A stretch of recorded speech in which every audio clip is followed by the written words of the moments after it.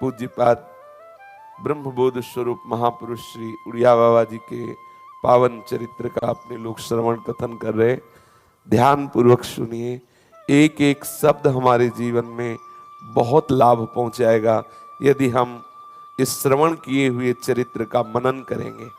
इन्हीं दिनों हृदय में खोज हुई, कोई सिद्ध महापुरुष मुझे मिले जो मेरे मन के प्रश्नों का उत्तर दे सके। इसलिए आप मठ छोड़कर बंगाल के मेमन सिंह, ढाका, वारिशाल, ग्वालपाड़ा आदि कई जिलों में घूमते रहे, परंतु कहीं कोई ऐसा महात्मा नजर नहीं आया जिसके प्रति आपका आत्मसमर्पण पूर्ण हो जाए। अंत में बड़ पेटा पहुंचे।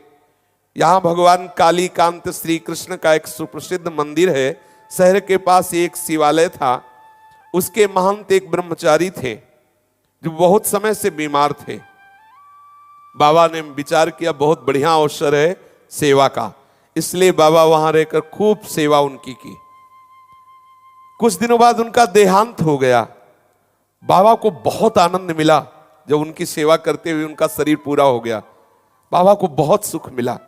ऐसा कभी अवसर आवे तो प्राणपन से सेवा करनी चाहिए। कोई वृद्ध है, कोई संत है, कोई उसकी सेवा में नहीं है तो सब साधना एक तरफ रखकर उसकी सेवा करे। उसका आशीर्वाद कई साधनाओं को मिलाकर के भी जो शीतलता नहीं होगी वो उससे होगी। कभी सेवा का अवसर आवे तो चूकना नहीं चाहिए।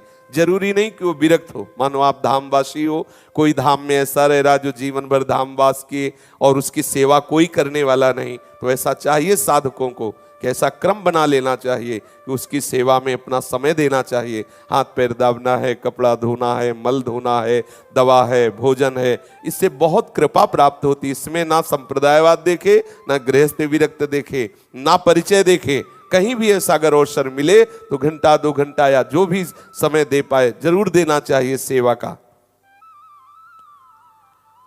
वो जो ब्रह्मचारी जी थे उन्होंने इनकी सेवा देख करके अपना उत्तराधिकारी इनको नियुक्त किया, मतलब महंत पूरा अधिकार। आपने वहां सतचंडी का अनुष्ठान किया। नवरात्रि में हवन और ब्रह्मभोज हुआ। इस उत्सव की समाप्ति पर आपको ऐसा अनुभव होने लगा कि मानो साक्षात दुर्गा देवी सामने खड़ी है।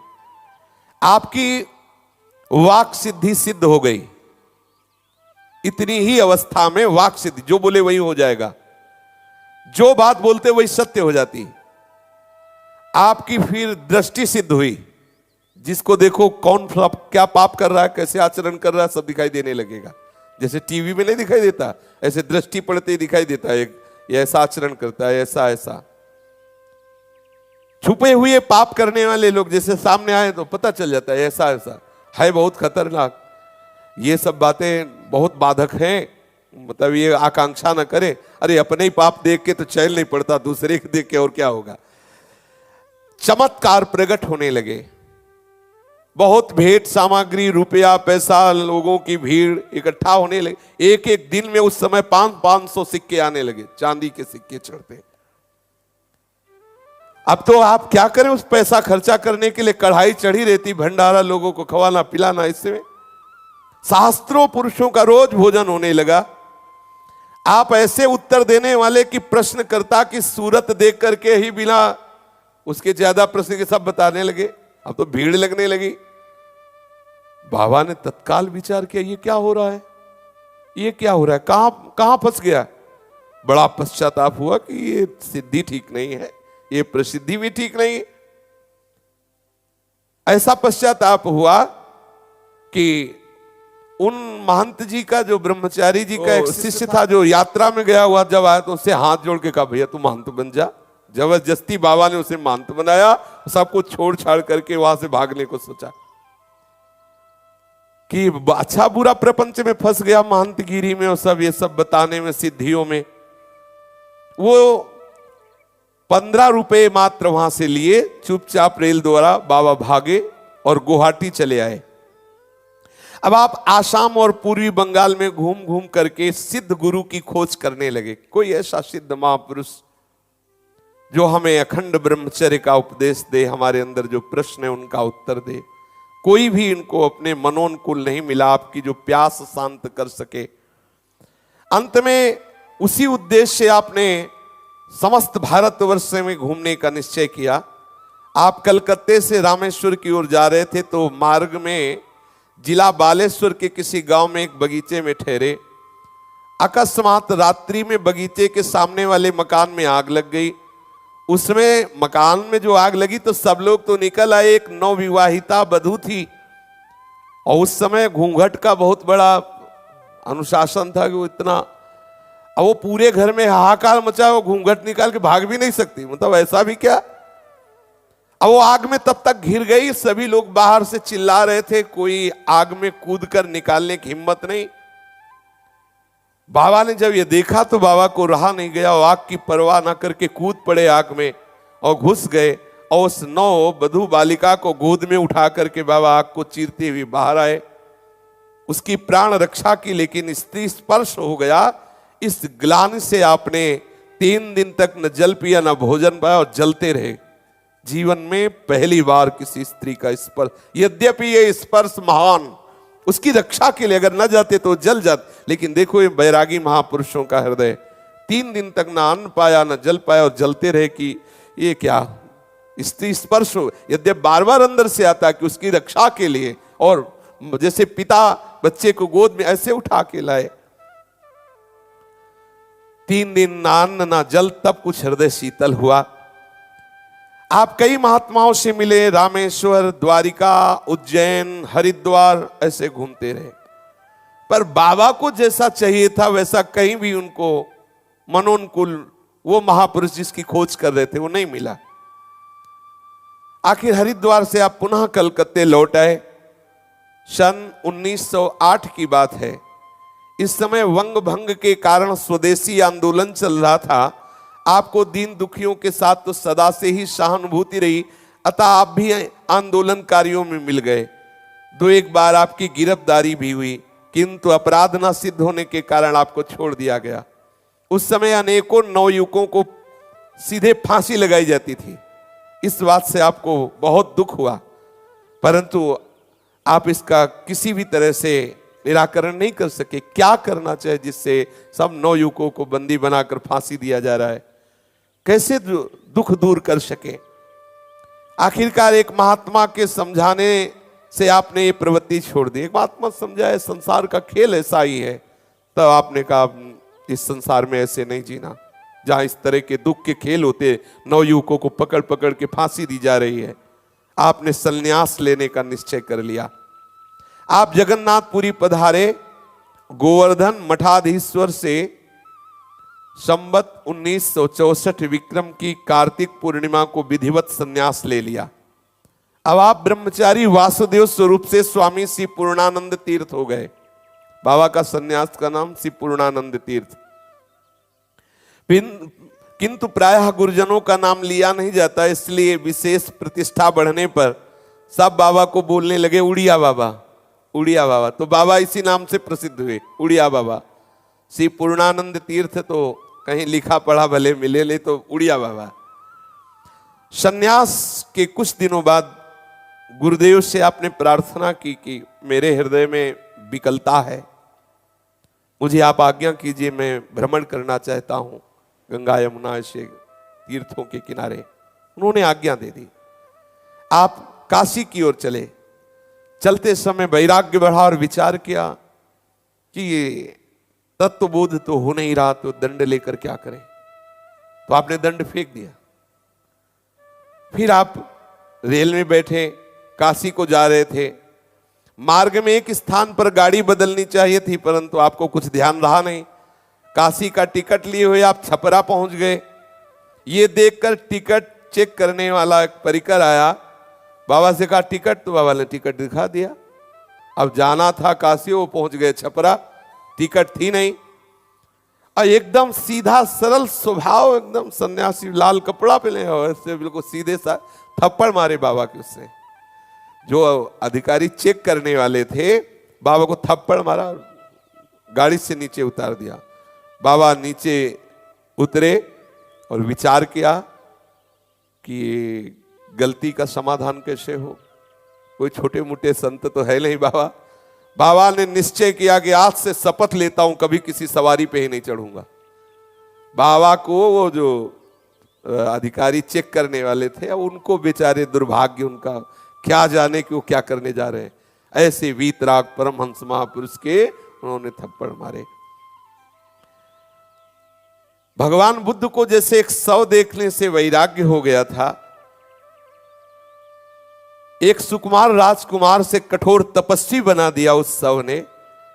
गोस्वामी तुलसीदास जी को उनकी पत्नी की एक थोड़ी सी बात ने रामचरण अनुरागी बना दिया। जैसा मेरे शरीर से प्यार करते हो ऐसा राम जी से प्यार करते थे, तुम परम मंगल स्वरूप हो जाते। ऐसे ही बाबा को उस सरकारी ऑफिसर, क्या टीटी जो भी, वो तो पीटी है, टीटी पीटी क्या, कितना बड़ा अपराध, मतलब इतने बड़े महापुरुष को थप्पड़ मार दिया। भगवान लीला करते रहते हैं। बाबा ने आजीवन कभी किसी सवारी पर नहीं चढ़ेंगे ऐसी प्रतिज्ञा कर ली। अनेकों बार ऐसी अवसर आए जिसमें सवारी पर बैठना अनिवार्य हुआ, पर बाबा कभी सवारी पर नहीं बैठे। जो संकल्प किया दृढ़ता पूर्वक नियम का पालन किया। सब कार्यों को संभालते हुए सब जगह जाने का भी नियम, जाना है 50 कोस जाना है तो पैदल ही जाना है। आजीवन बाबा ने निर्वाह किया, कभी किसी सवारी पर नहीं बैठे। वो अंतिम लीला में फिर हरि बाबा के बांध के उसमें आनंदमयी माता और हरि बाबा जब बहुत जोर किए कि बाबा स्वास्थ्य खराब, वृद्ध शरीर, और बाबा कल उत्सव में नहीं जाओगे तो बंद उत्सव। बाबा कुछ नहीं बोले। आनंदमयी माता ने कहा क्यों चिंता करते हो? हरि बाबा से कहा ये तो औढ़रदानी शिव हैं, थोड़ी देर में बदल जाएंगे, आप बैठो। थोड़ी देर में ही बाबा बोले आनंदमयी माता को बुलाओ, कार मंगाओ, चलते हैं। जीवन भर नहीं बैठे, लेकिन बाबा हरि बाबा के कारण कि उत्सव बंद ना हो, कार में बैठे, हरि बाबा से पहले बांध पहुंच गए। बाबा ने इस प्रतिज्ञा का जीवन भर निर्वाह किया। छपरा से कई स्थानों में होते हुए आप काशी पहुंचे। बीच में गोमती तट के एक स्थान में जो राजभार स्टेशन के समीप है, वहां कुछ दिन आपने सेवा संभाली, परंतु फिर वहां से भी विरक्त हुए और आगे बढ़े। काशी पहुंचने पर आपके चित्त की विचित्र अवस्था हो गई। जो पात्र था वो भी फेंक दिया, दंड तो पहले ही फेंक चुके थे, बस एक कंबल ऐसे लपेट लिया और पूर्ण वैराग, लंगोटी कंबल, बस दूसरा कोई वस्त्र नहीं, कोई कमंडल नहीं, कुछ नहीं, बस चिंतन निरंतर। अब आपने बस एक कोई ऐसा महापुरुष मिल जाए जो मुझे संतोष प्रदान करे। भारी व्याकुलता, बड़ा संतोष चित्त में, ये संतोष बहुत आवश्यक है। अभाव, भगवत मिलन का अभाव, मेरा हृदय जलने लगे, ये जरूरी, यही हमारी समस्त वासनाओं को भस्म करता है। असंतोष, ये अभाव, ये भूख, ये लालसा, कुछ उपदेश काम नहीं करता। चातुर्मास से समीप था, अतः एक महात्मा के कहने से आप काशी से 4 कोस पश्चिम की ओर एक गांव में चले गए। वहां कुछ महात्मा रहते थे, उनके साथ ही आपने चातुर्मास किया। वहां आपसे कुछ वेदांत चर्चा चलती रही।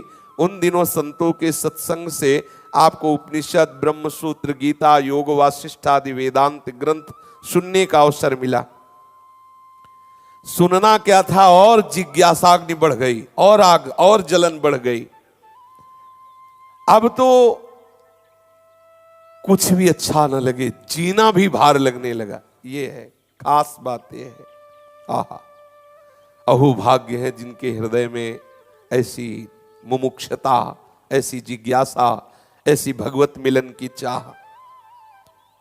हृदय जल रहा है, कैसे शांत हो, किस प्रकार परमार्थ सत्य वस्तु में स्थित हो जाए, कैसे इस प्रपंच का बाध करें, ये संसार रूपी जेल कैसे मुक्त, यही बात आ जाती। ये शरीर रूपी जेल से कैसे मुक्त हो, कैसे प्रपंच की गुत्थी सुलझे, ये ग्रंथों में देखने से बात समझ में नहीं आ रही। स्थिति देखो, अपने लोग जीने के लिए राजी हैं, ये महापुरुष जन स्थिति के लिए, वो स्थिति आनी चाहिए मेरे अंदर, स्थिति आनी चाहिए। कोई भी विकार मुझे परेशान नहीं कर रहा, कोई भी द्वंद्व मुझे परास्त नहीं कर रहा, मृत्यु का कोई भय नहीं रहा, सच्चिदानंद का अनुभव। स्थिति चाहिए, केवल बातें नहीं।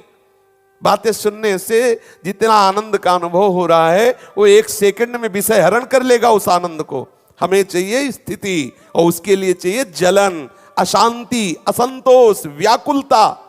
चित्त जल रहा है, जब तक प्रभु नहीं मिलेंगे तब तक। कबहु न पायो चैन, दरस बिन दुख न लागे नैन। ये भगवत कृपा पात्र जनों का हृदय ऐसा ही जलता है, कोई दूसरा उपाय नहीं दिख रहा।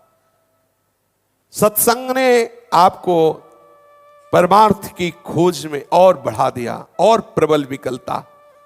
चातुर्मास समाप्त होते ही आपने गंगा जी का किनारा पकड़ा, और किनारे ये सिद्ध महापुरुषों का जीटी रोड है, गंगा जी का किनारा।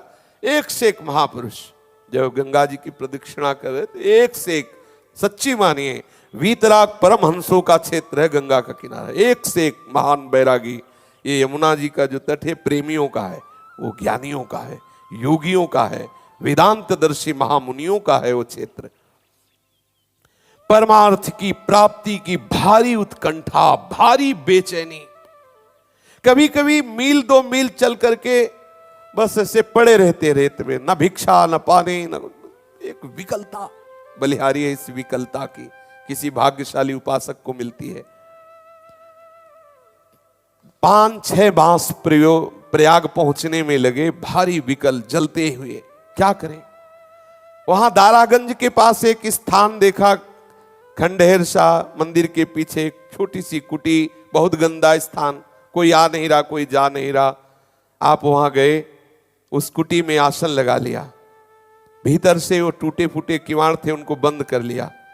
3 दिन उसी में बंद रहे, न खाया न पिया, न सोच, न लघु शंका। फिर भी कोई अनुभव नहीं। भारी अश्रद्धा, ये देखो, भारी अश्रद्धा, किसी में कहीं कोई श्रद्धा नहीं। ये बड़ी मतलब बुद्धिगत ये नहीं है। भारी अश्रद्धा, किसी से कोई लगाव नहीं, कहीं एक विकलता। अब तो बस कोई दैवी शक्ति ही रक्षा कर सकती है, कोई आंतरिक शक्ति बचा सकती है, ऐसी भारी जलन।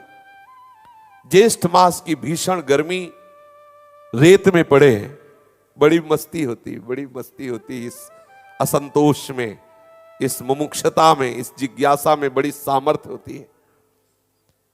जिज्ञासाग्नि अंदर प्रबल, बाहर से तपती हुई रेत।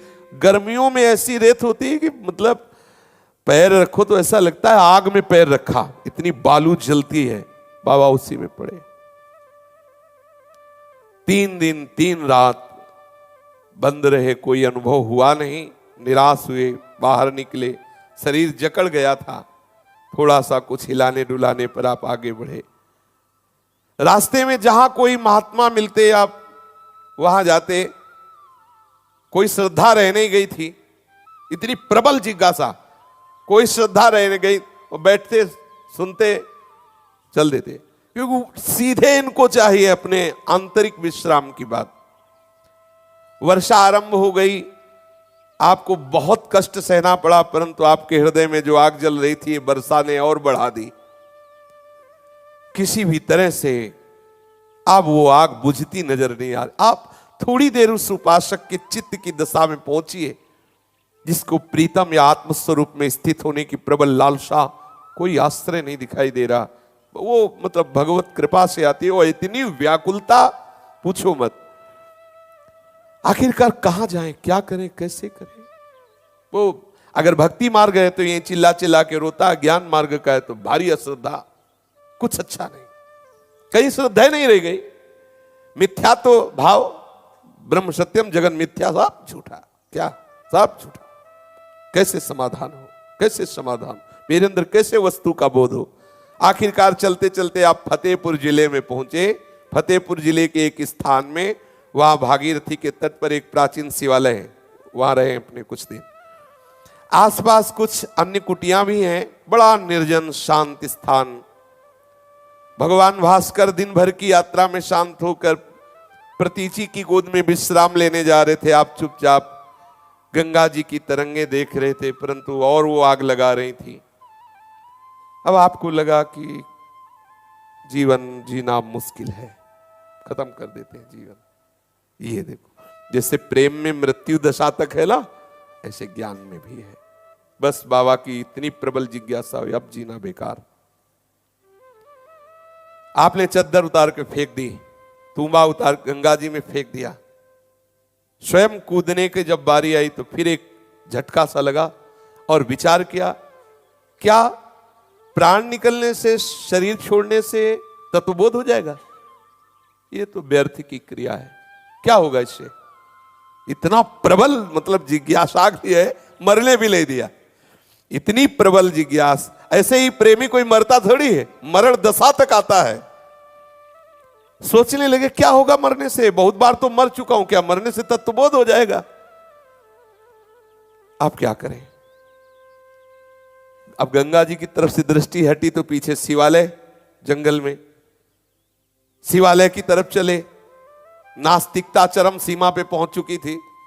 ये नास्तिकता नहीं, ये विचार की स्थिति। कुछ नहीं, सब झूठा, सब झूठा। जो वेदांत सूत्र है, ब्रह्म सत्यम जगन मिथ्या, नाटक है, सब झूठा। अब गए और शिवलिंग पर पैर रखा और डेहरी पे सर रखा, लेट गए। अब लेटे लेटे विचार कर रहे हैं, क्या करूं, कहां जाऊं, कैसे मेरा समाधान हो। इतने में आंख झपकी, तंद्रा सी आई परम ज्ञानियों की गुरु भगवान शंकर पर। और ये बड़े रिझवार ठाकुर हैं। एक चोरी करने के लिए घंटा उतारना चाहता था तो थोड़ा ऊंचाई पे घंटा था तो ऊपर चढ़ गया, तो भगवान से प्रसन्न हुए, बोले वरम ब्रूहि। बोले हमने कौन सेवा की? बोले लोग तो फल फूल पानी चढ़ाते, तू खुद चढ़ गया, हम इसलिए प्रसन्न हो गए। ये बड़े आशुतोष है। वो बोला हम तो घंटा चुराने के लिए चढ़े और आप इतने पे ही राजी हो गए। ये बड़े विचित्र देवता है, देखो भारी तिरस्कार। बाबा पैर रखे हुए हैं शिवलिंग पर और ये प्रसन्न हो गए। आपने देखा दो परमहंस पधारे, भगवान नर नारायण, शरीर हष्ट पुष्ट, कांति दिव्य तेज प्रकट हो रहा है। तेजों में वो लाल वस्त्र धारण किए हुए हैं, उन्नत विशाल भाल पर सुंदर तिलक है, कंठ में माला धारण की, हाथ में कमंडल। नर नारायण साक्षात भवबंधन से मुक्त करने के लिए पधारे। देखो जैसी प्रबल जिज्ञासा वैसे ही प्रबल जिज्ञासा शांत करने के लिए। आज भी भगवान नर नारायण बद्रिकाश्रम में तपपरायण हैं। भगवान नर नारायण स्वयं पधारे बाबा को उपदेश देने के लिए। बाबा उन्हें देखते ही खड़े हो गए। सृष्टि तत्व के विषय में जो बाबा का प्रश्न था, बड़ा समाधान कारक उत्तर मिलने लगा। क्रम बड़ी देर तक चला, बाबा पूछते जाते, वो उत्तर देते जाते। धीरे धीरे सारे प्रश्नों का समाधान हो गया। बाबा को सिर्फ 2 श्लोक याद रहे, नेति नेति नेति शेषितम यत्परम पदम निराकर्तुम अशक्यत्वात् तदस्मीति सुखी भव जड़तां वर्ज यित्वैतां शिलाया हृदयं चयत् अमनस्कं महाबाहो तन्मयो भव सर्वदा। इसकी चर्चा आगे। श्री राधा वल्लभ लाल की जय।